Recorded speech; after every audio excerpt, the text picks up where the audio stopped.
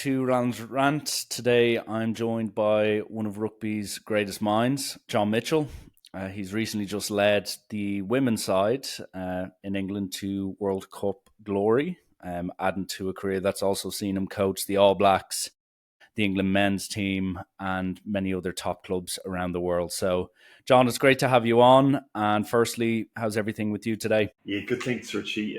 Thank you for the opportunity. Life is getting back to normal, which is nice.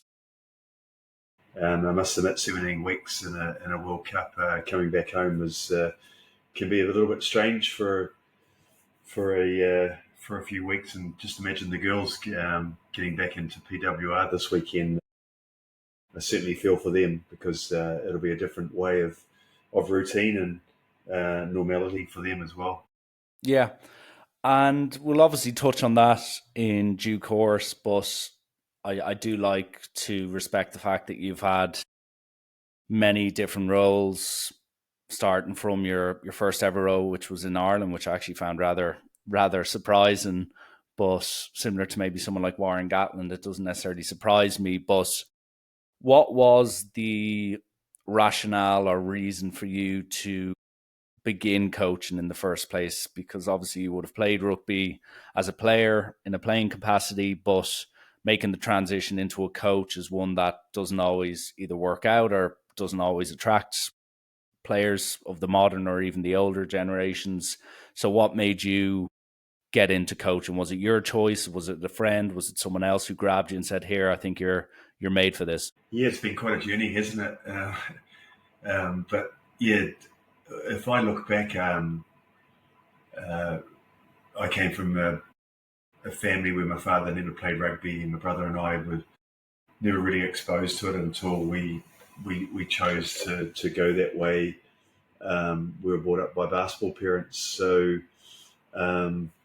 joining my rugby club, Fraser Tech, on my flatmate's scooter, at 20 years of age, after my basketball coach said, you got too many scratches on you and you have to make a choice. I went to this rugby club, and obviously, you mentioned Warren Gatland. We were in the same competition against each other, and obviously ended up playing, over a decade with each other, with Waikato. And I was his captain, and I guess as a result of being a captain of a very strong side during that period, where we had strong personalities versus very smart personalities, I was probably the one that picked up the connection piece, or the lack of connection, pretty quickly. And it wasn't until my latest stages of my career, 29, where I hadn't played any international rugby at that point, and I got a call as a quantity surveyor. So, as you can imagine, a lot of the top coaches these days quite familiar with the rugby process, aren't they? But back in those days, my only process that I knew was around quantity surveying, which is quite sequential, from foundations to a roof. But then this lady gave me a call and said, look, any chance of meeting you during your coffee break? And I'm sure she was a few miles away. I wouldn't have even got anywhere near her. But I went, and to this day, I'd love to meet her again. But I walked in the door about 3:00, and she said, look, I've been really watching your leadership with interest, and you've done really well, but, what would you like to achieve? And I said, well, I'd actually wouldn't mind just playing an All Black trial to see whether I'm good enough. And as a result of that conversation, she picked up pretty quickly that I was quite limiting in myself, and that I was just taking one step at a time. And she basically gave me an analogy of a steel well, saying, well, why don't you focus on the landing and work backwards? That then helped me rejig my goals for the year. And she said, well, why don't you try and make the All Black tour to Britain in 93, I think it was. And I sort of said, well, is that possible? I haven't even had an All Black trial. As it turned out, that meeting was one of the best things I ever did in my life, because she helped me, got me focused on achieving that goal, and I did achieve that at the end of the year. So why am I saying that? Is that my thinking at that particular time, she just changed the way I thought, and my thinking was very much around very quite self-limiting, step by step, no right or wrong, but step by step. It takes you a little bit longer to get there, and you may not even get there. So I guess I never really realised my potential, Richie, full potential as a player. So for me, having some sort of formed leadership as a player, which I enjoyed, had success with the team, learnt resilience, learnt patience, and then ultimately kind of went into coaching with my eyes open around how can I help others realise their potential a lot sooner than I did. And with, say, the Irish rugby team in 2025 compared to the late 90s, it's chalk and cheese, as an Irishman would humbly admit. Like, what was, I know it was kind of pre-professional era type international footy, but like, what were your initial reactions when you jumped in there to be, I think it was the forwards coach of the Irish team, or an assistant coach role? Like, what was, I suppose, your first impressions, but then also, was there any like imposter syndrome where you're suddenly coaching an international team and one of your first major roles as a coach? Yeah, I think those early years were all about learning the hard way. I think I was technical skills coach for Ireland back then. Obviously, that's quite a broad role. Obviously, I played under Murray Kidd at Gary Allen, and he was the head coach. And so when I went to Ireland, I was so young as a coach. I was still really working out who I was as a coach. Probably had too many ideas in my head, but not enough understanding, and even more so an understanding how actually people tick. Is one thing being a captain as a young man, but then knowing how people tick was probably something I had to learn, and then had to think about all the tactics as well. I was proficient enough in the technical aspects that I knew as a former back rower, but certainly had a lot to learn in terms of understanding about relationships and how important relationships are, and how relationships are probably more important than the rugby. Yeah, true. And one thing I found fascinating as I scanned through your CV and went onto Wikipedia and what ChatGPT could throw at me, with regards to your coaching career, it's a lot of club roles, a lot of diverse roles in relation to head coach, both sides of the ball, forwards, you name it, you've basically covered it at some stage. And 5 years after you get your first taste of it with Ireland, you are announced as the All Blacks coach, which in many people's eyes, that's like the pinnacle. Like, you see maybe people in their 50s, 60s with their final coaching job being given that reign. But here you are, kind of early in your development as a coach, being given that huge role, the biggest job in rugby, some would say. How did you react to being given that opportunity? And then, like, the first few days on the job, how did you handle it? How did you set down your, I suppose, your non-negotiables? What type of culture did you want to achieve with them being, as I said, the biggest job in rugby? Yeah, when I got the All Blacks job, it came very early in my career, like you say. Do you turn it down? Not sure about that, but it was a massive honour. But if I'm really honest with you, I probably wasn't ready for the full scope of it. Done the part with Ireland, got sailed to a Pilkington Cup final, and then was assistant coach with England, and then obviously went back to a development role in Waikato, and eventually coached the Chiefs, and then wanted to initially show my ambition with applying. So technically, I think I was definitely assured, but on the people side, I think I got some really good hard lessons, as a result of that, I think it was right to get those lessons, because I don't think my performance decisions, I would change. What I would change now is that those performance decisions would be probably supported by probably more effective communication, more empathetic communication. I drove a pretty much a transactional leadership there, where I wanted to create change. The All Blacks were just falling short at that particular time.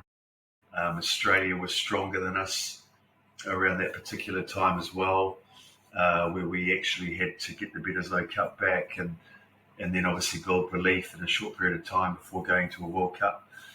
So I created a lot of change, and gave exposure to a number of players to eventually take a mix of a younger group and an experienced group to a World Cup, and we fell short.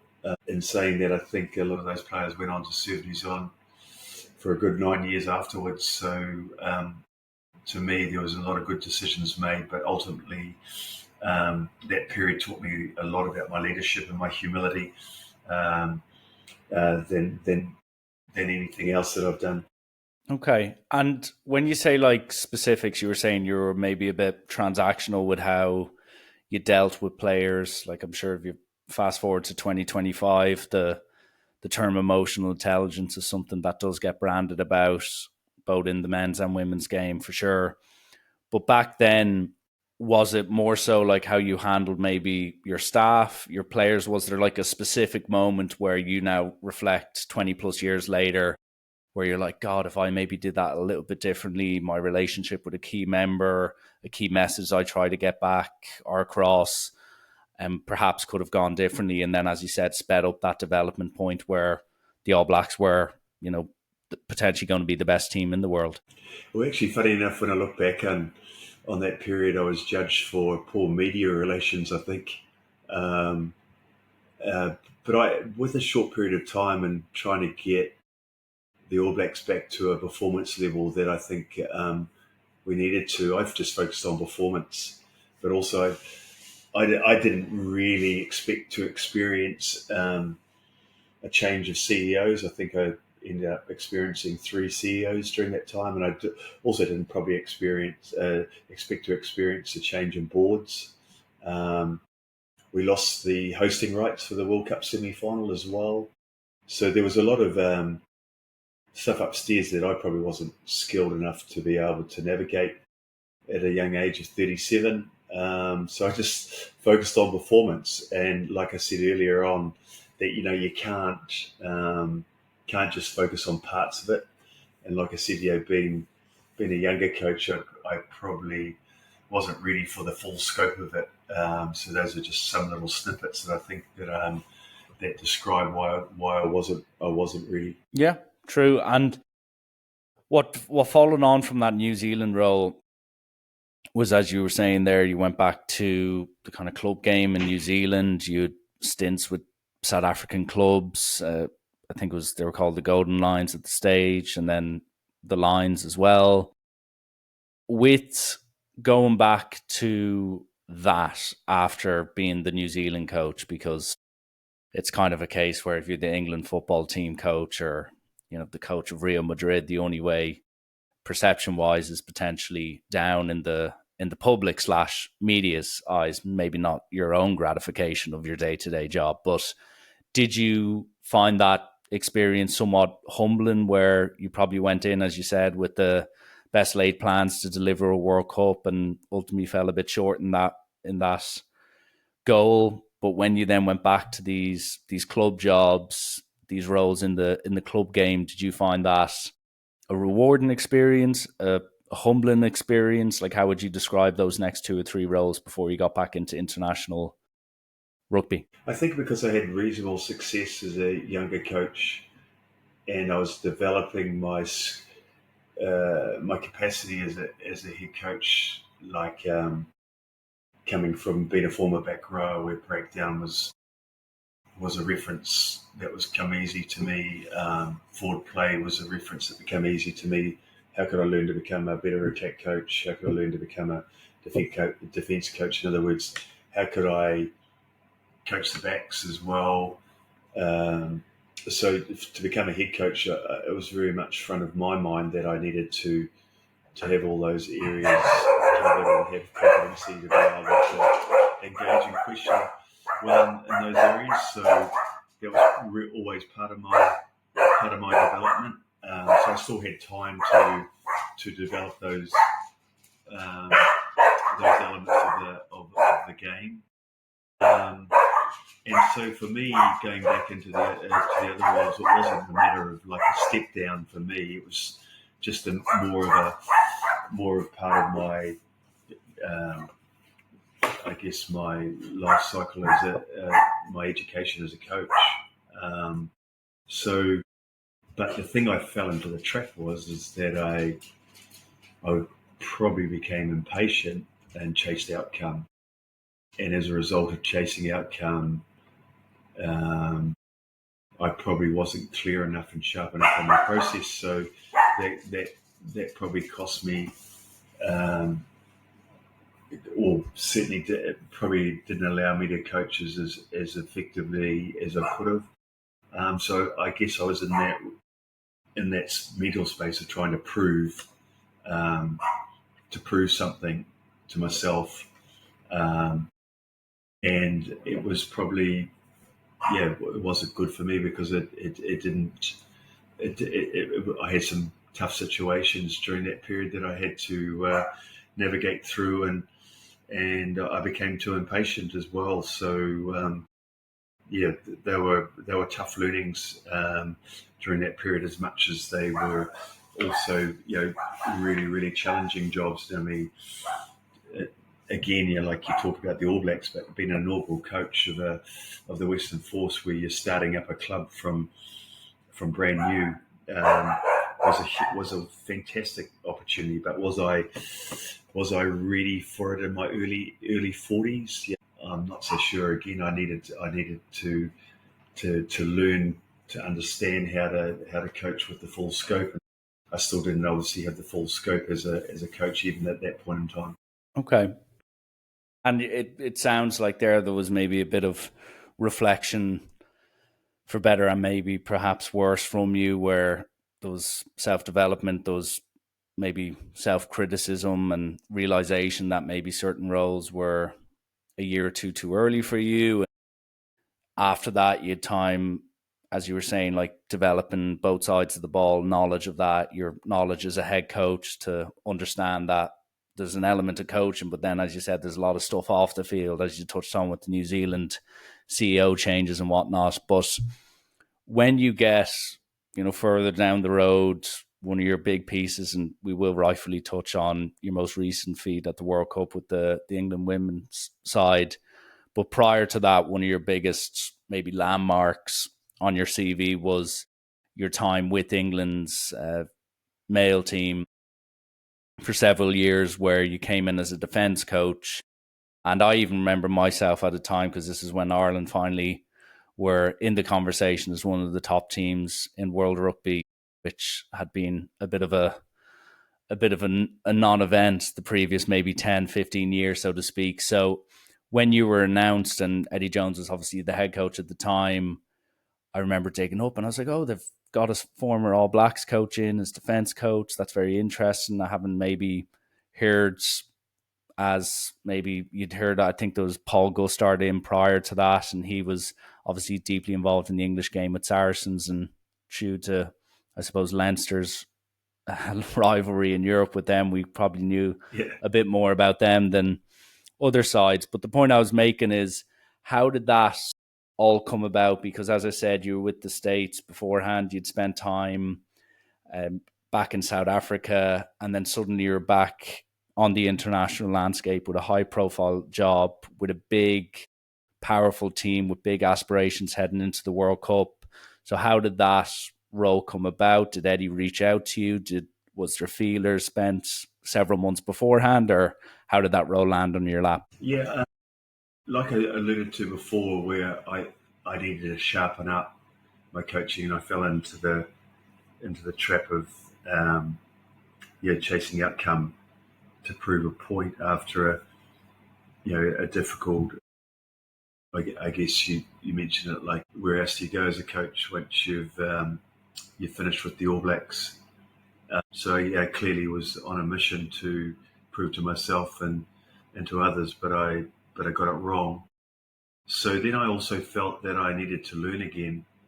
Um, so Eddie gave me a call, and obviously offered me the defence role. And I was at the Bulls at the time, and I just thought, well, like, this is too good of an opportunity to turn down and go back and learn. Um, I owed it to myself to head coach again, which you can see now. Um, but I needed to go back and learn. I basically sort of asked myself the question, like, how can I continue to develop others, coaches, players, um, if I'm not gotta be open minded and learn. So I put my ego to one side and gave it a go. And then obviously, went into a fantastic world class setup, massive intensity, strong place on detail, and most people know that Eddie's relentless. He doesn't let you coast. You learn a lot about preparation and edge, and training hard. So yeah, that was a great experience, and something that was a great opportunity for me as it's turned out. Yeah, and when I look back, and I'd say there is maybe a 6 to 8 month period that doesn't go by where I don't at least watch the extended highlights of England's defeat of the All Blacks in that semi-final, because I know a lot of coaches talk about coaching, quote unquote, the perfect game. That was, bar I think a Jamie George overthrow, pretty much as perfect as a game can get, all things considered. And you were saying there, like, there was a relentless kind of high performance culture. It was very driven. Did you find that, since the players obviously, like, top to bottom, it was full of world class talent and that Saracens core that everyone knows about? Did you find it easy to slot in as defense coach because you were coming into a team that had big expectations? I'm sure Eddie had big expectations as he's announced for the World Cup. Did you find that an easy transition, or was there at the start maybe certain expectations from maybe Eddie or the players? Did you find there was a bit of an adjustment period, or did you slot in with your own theories and find it relatively easy? There is definitely an adjustment period. I think probably experience helped me work out pretty quickly that the coaching group was quite serious. People very, very strong in detail. So I thought that I could play probably more of a relationship role and work with the players in the process of the defense, and then try and create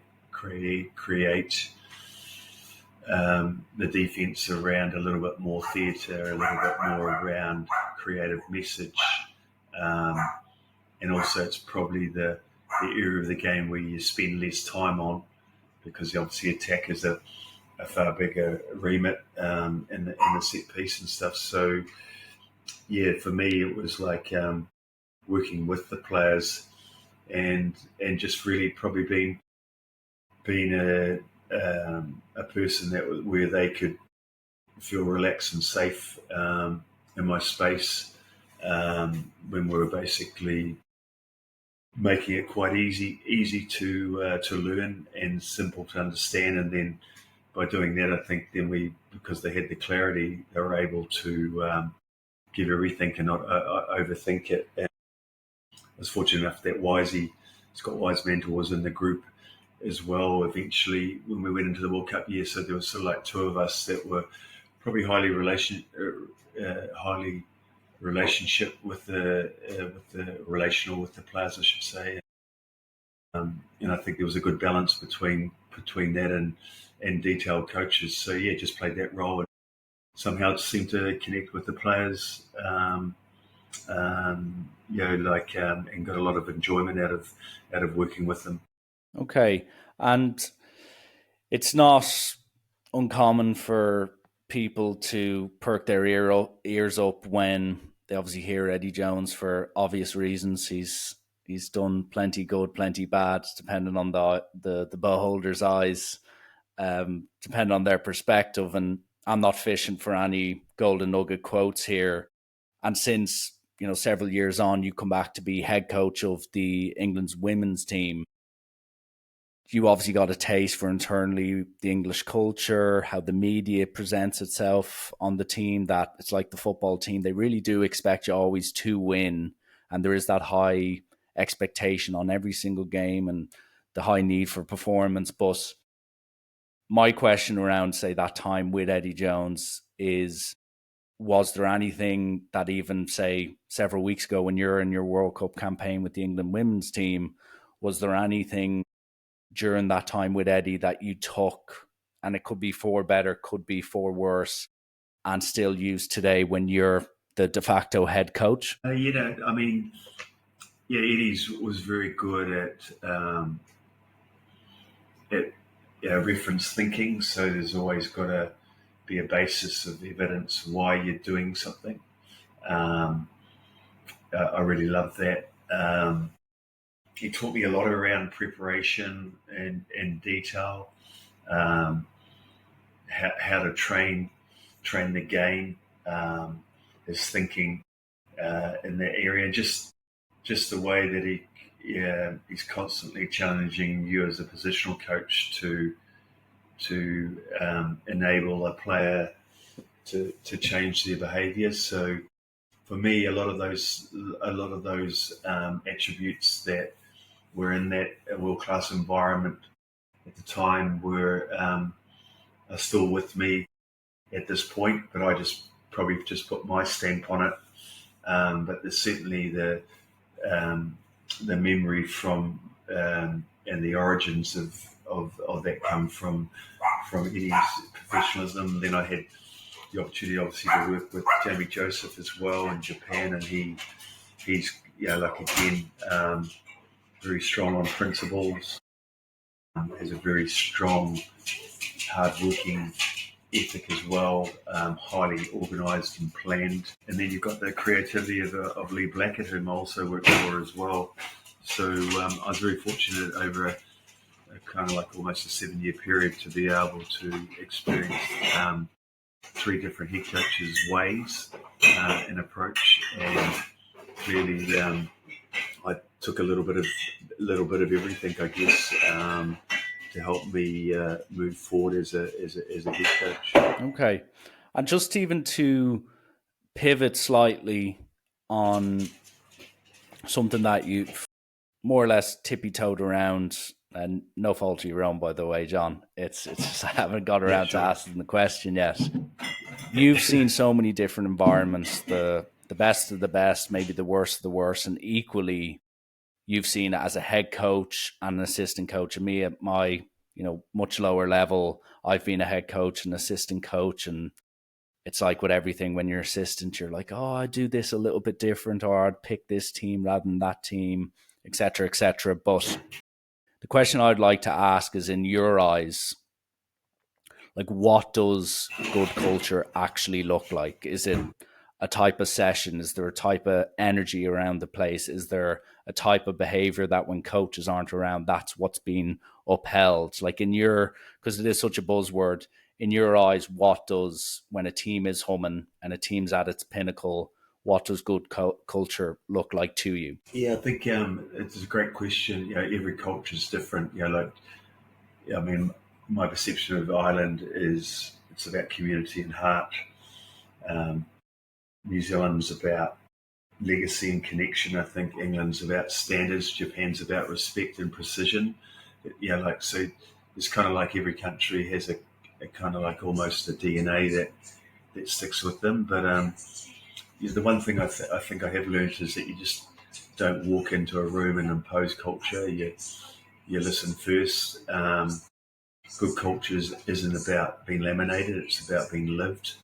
So I think for me, what does it look like? What does it feel like? What does it act like determines the type of team that people see. and if it's poor, in the way that it's led in its culture, it certainly won't feel like, or act like an outstanding team. So to me, and also you're human, aren't you? Because you make mistakes. People make mistakes, so it's ultimately how the culture makes you accountable for for the standards, and conversely, how the values guide the whole of the team as it walks or progresses through its cycle. So to me, it's just about making each player stronger, and it's probably more about what's not seen than seen in a lot of ways. Yeah, the unseen work, quote unquote.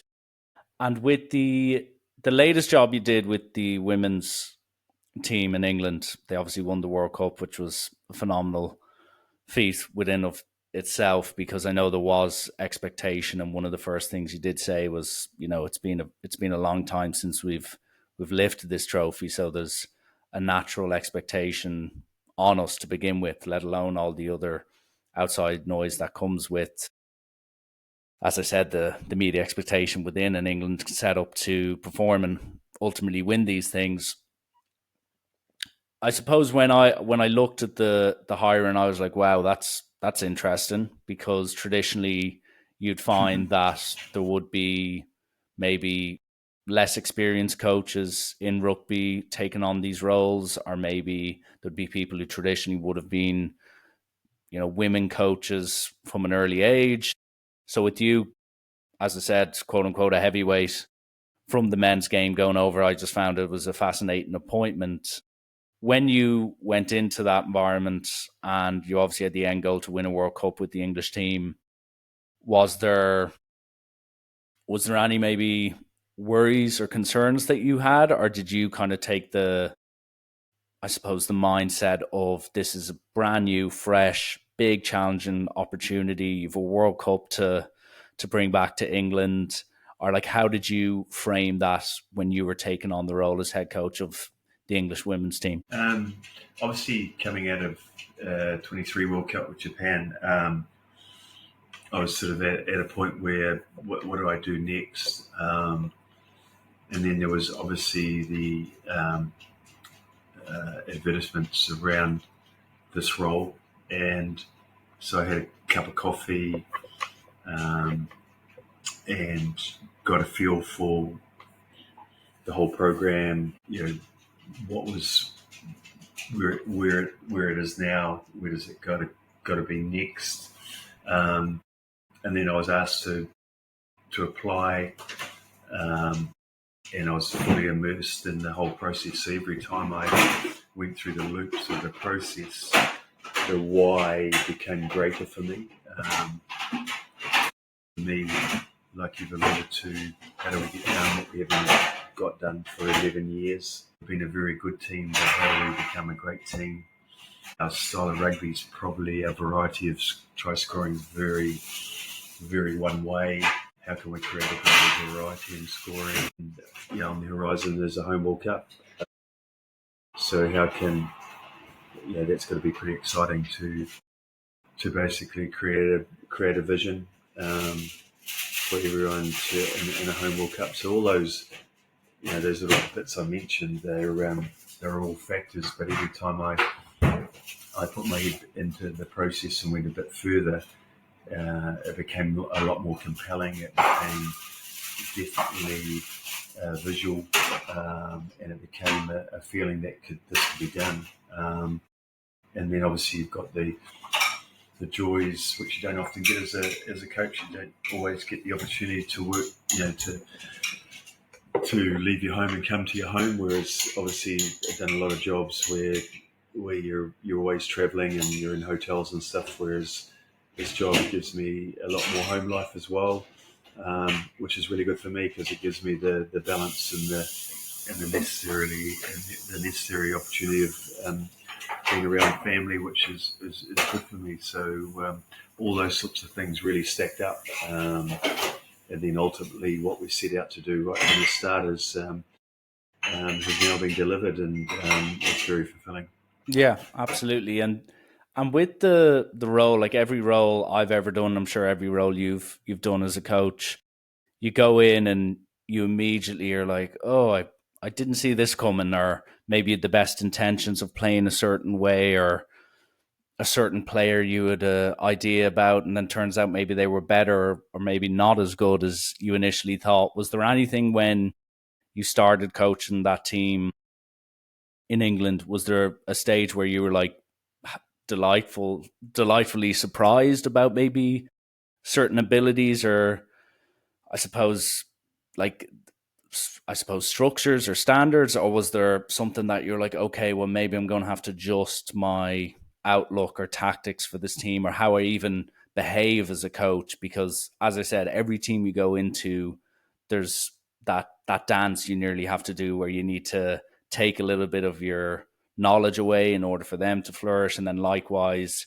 maybe you need to push them a little bit harder because maybe they're not at the level that is ultimately required, or you know that they are capable of doing. So was there anything that stood out or surprised you? I think I still remember when I arrived and met them the first time. They were like so super engaging, so welcoming, and I think it was the fact that I was prepared to meet them rather than go at them was something new, because they've been pretty good really for a long period of time, but just haven't had a nail in world champions for 11 years. So to me, like let's go in here not premeditated. Let's go in here and go what is common context, form opinions and give direction, but where there's uncommon contexts, just listen, learn, and find ways that can actually improve where we're at. So I think that held me in good stead. But they really do blow you away with their professionalism. They're really curious. They ask great questions, and once they understand the how and the why, they really want to grow. They like their culture to be really inclusive. They don't mind hard work.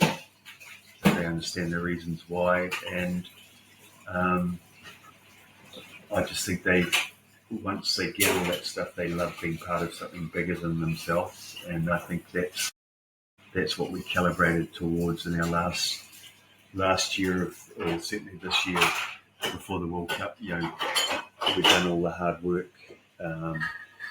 We've built the consistency. We've built the reliability, and all we needed to do really was inspire each other from the inside, rather than just stay focused on our own aspirations. And I think that small calibration, ultimately over time, was a huge dividend for us. Okay. And with the success that's come off the back of winning the World Cup with England, there's the desire for you to probably stay on forever and ever as the England coach. But I've seen in the media and the press, there's been discussions, well, not discussions, but hints around, the first ever women's Lions tour as well. That's going to be a very big deal. Like, have you allowed yourself to maybe think midterm in relation to if you want to maybe go back into the male side of things? Do you want to maybe stick and chase, as you said, maybe like a Lions tour, or maybe try go back to back with the women's team? Or is it just a case where you're just in enjoyment mode, let's savor the next couple of weeks off the back of a great achievement? Or where's your kind of mindset at the moment? Yeah, I can't sit in enjoyment for too long, but I've definitely reflected. I've definitely taken time to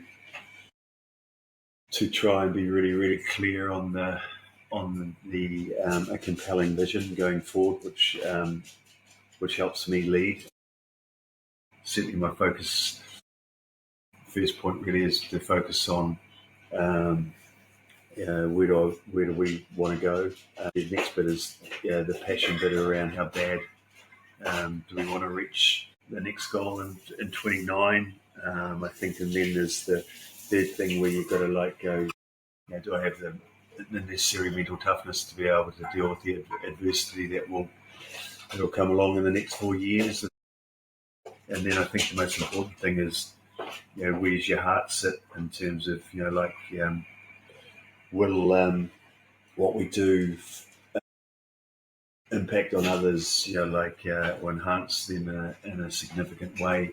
So having put my mind into those areas and stuff, it's been quite cool actually to really come up with a compelling vision. That's something that I am passionate about. Something that I think I can dearly.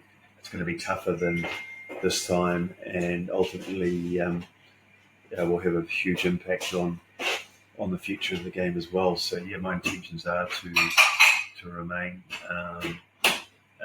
over the next 4 years, and then we'll see where that takes us. Okay, cool.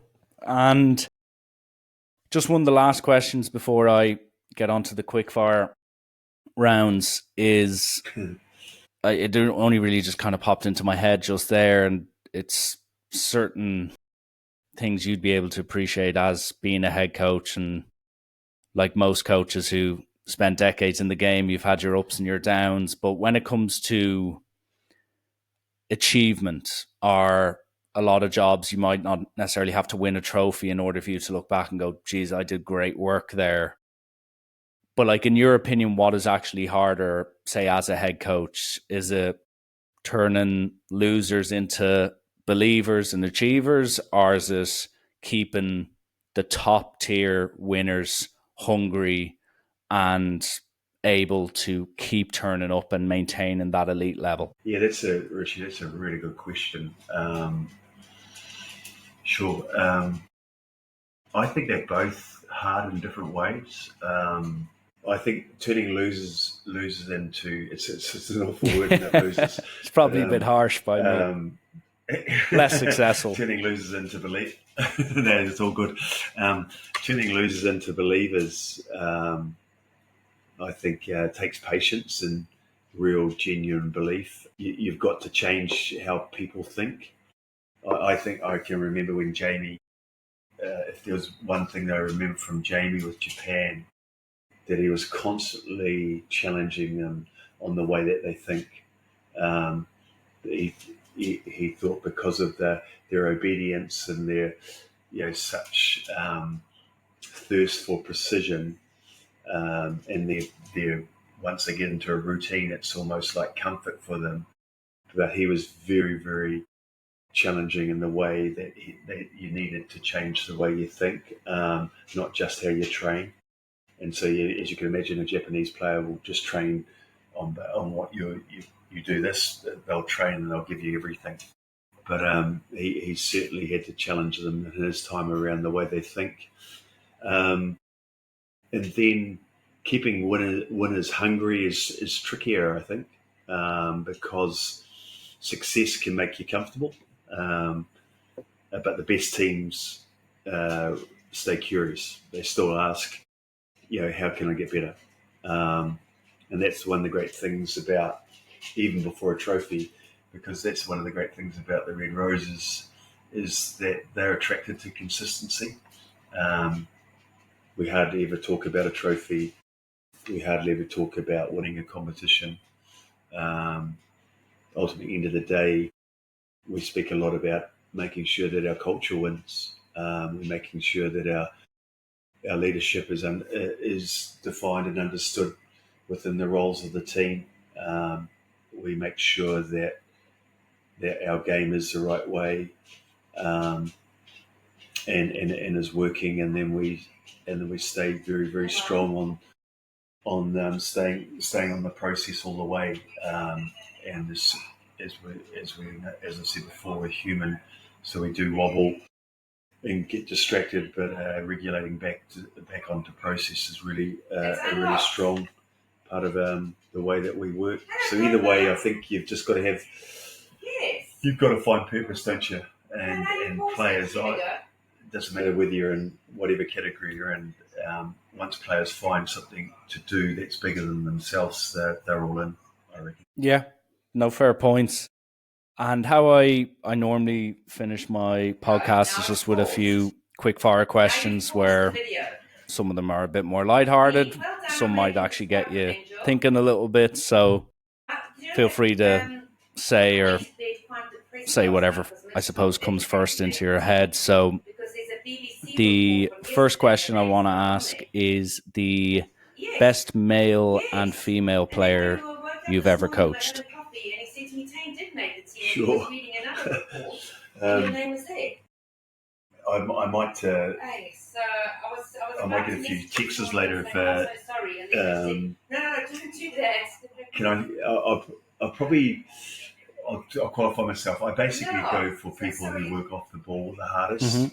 And I think Zoe Allcroft is our captain, the Red Roses, who work great off the ball is just something that's unbelievable. And it's probably also someone that I see as well in Tom Curry.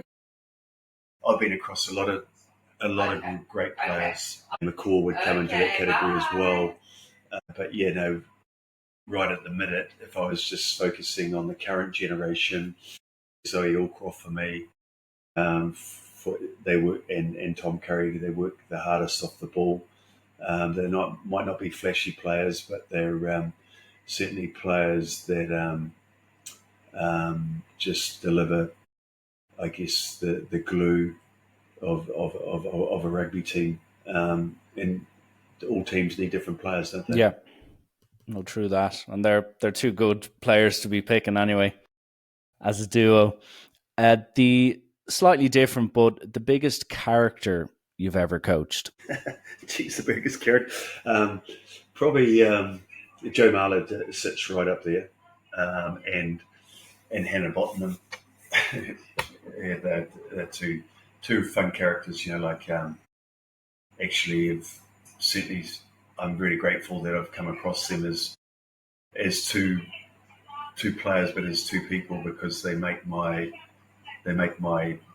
day, my work. They make my work even more enjoyable because when it's on, but when it's off, their characters certainly make everyone laugh, which is great. Yeah, I'm sure they do. From seeing any snippets of Joe Marler, I think you wouldn't have to use your imagination too much to know that he'd be good crack. And what is your favorite film? I'm not very good at watching films, but it's still the one that flew over the cuckoo's nest was probably my favorite. Good choice. That is a pretty stellar film, to be fair. For anyone who hasn't seen it, check it out. And what's one thing you agreed with when you started out coaching, but don't agree with now? Well, what's one thing I agreed with starting out in coaching, and I don't agree with now? Could be anything. I think I agreed with organisation. At the start of my career, it was probably over organised, but I probably don't agree with that so much now because I think players need to play what's in front of them, so they need enough structure to allow them to have freedom, and I think you need an element of it to be able to see what's in front of you. Yeah, so I'm probably always challenged by organisation versus what plays in front of you. Okay. And what is the toughest question a player has ever asked you? What's the toughest question a player has ever asked? Well, it's probably the main thing is why don't you select? Because you never have the right answer, unfortunately. No, because and then like some players, like the players who don't validate selection, probably have a more enjoyable professional life. I think the ones that validate selection, I feel for them. I really do feel for them. How they must struggle with anxiety a lot more than a player who who understands the role and doesn't validate you. I really do. I do really feel for the players that validate selection. They make it a lot harder for themselves, and they could probably be a lot more. It could be a lot more less stress in it if they didn't think that way. But it also it does confirm that they care as well. Yeah, true. And second last question is, what's the most un-rugby thing about you as a person? The most un-rugby thing about me as a person is standing out in the midwinter in January with my coat on and my lamp and cooking on my braai with a Corona and my darling wife sending through the meat and the chicken and stuff through the kitchen window. It's my peaceful place, and also my place even when the weather's good is to be able to have a few mates around and just stand around the braai and talk rubbish really and have a good time and not need to worry about thinking about rugby. Fair. We might talk rugby, but I don't have to think about it. You don't need to worry about breaking the bad news to the player not playing on the weekend. And yeah, that is always the hardest thing. There, it's never easy. As long as I stayed in the job, the selection process is always the hardest. Yeah, doing the reps. It's not like gym work. It doesn't make the lift any easier. And no. Last question I have is, if you could ask yourself one question that I haven't already covered today, what would it be? How are you going to expand the attacking game or the game of the Red Roses in 26? And without giving away your deepest, darkest secrets, any inkling as to what people should expect? Yeah, I think we will attack space probably faster and a lot quicker than we have done. There's a couple of areas of space in the game where we could definitely take opportunity of, I think. Okay, well, watch this space. I can imagine some weird power play being conducted in the not too distant future, and then people getting the soundbite up and being like, well, you heard it here first. But yeah, John, that more or less wraps it up my end. So just want to thank you for coming on, speaking quite openly and honestly about all your experiences. I'm sure all the Rugby Mad fans will absolutely love the insights, the ups and downs along the way, and as you were alluding to there, some of the next parts of your journey. So just want to thank you for coming on. Want to wish you all the best with whatever comes next, obviously. And yeah, it sounds like it's exciting times ahead. Yeah, thanks, Richie. And good luck with your coaching as well. It's never finite, is it, mate? No, absolutely not. Okay, well, thanks, John. Yeah, thanks a lot, mate.